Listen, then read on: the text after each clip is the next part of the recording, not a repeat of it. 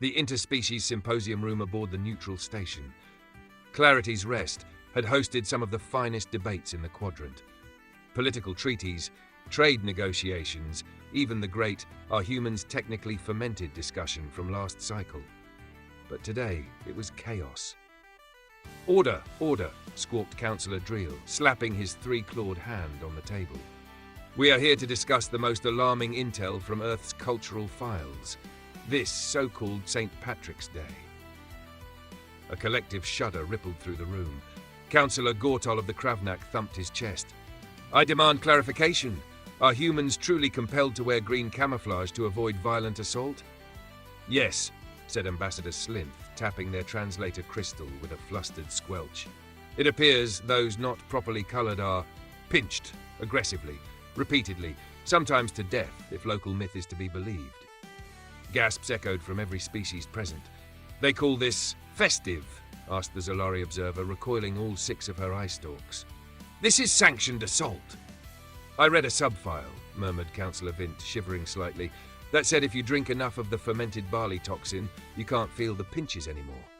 "Ah, yes," chimed in Slinth. "Alcohol consumption is integral. Apparently, the goal is to become what they call sloppy, which is a revered form of temporary brain malfunction." "Voluntarily?" Dreel asked. "Indeed. And the beverage of choice is green?" "Bright green." The council stared in disturbed silence.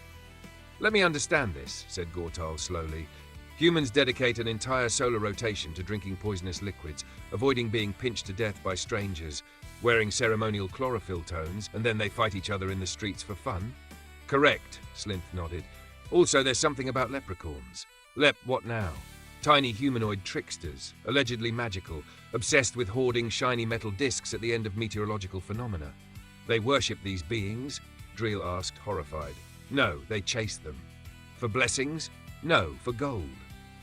"So, it's a financial ambush holiday mixed with color-coded violence and alcohol-based brain fog." "Well," Slinth offered hesitantly, "they also have parades." "Parades?" Vint asked hopefully. "Yes, large crowds, loud music, projected chemical rainbows, people dress as plants and shout." The hope fled from Vint's face. "Ah, and according to one source, someone always ends up vomiting into a decorative shrubbery. Is that a religious rite? Unclear." The Zolari observer raised a trembling tendril. "Why would they celebrate this horror?" Slinth shrugged. "It's to honor a man who drove reptiles off their island continent." A long pause. "I fail to see how that connects to violent pinching and fermented toxins," Gortal said.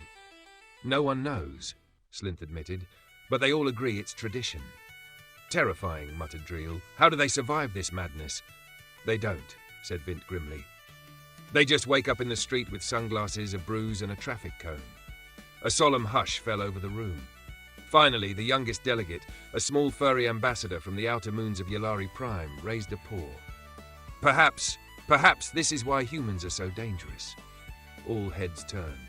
"They endure violence for fun, poison their minds for joy, chase mythical thieves for treasure, all while smiling and singing." A collective nod rippled across the room. "Let us agree, then," Dreel said, raising a tentacle in solemn judgment, "that we will never engage with humans during this St. Patrick's Day." "Seconded," Slinth said quickly. "Unanimous," Gortal grunted.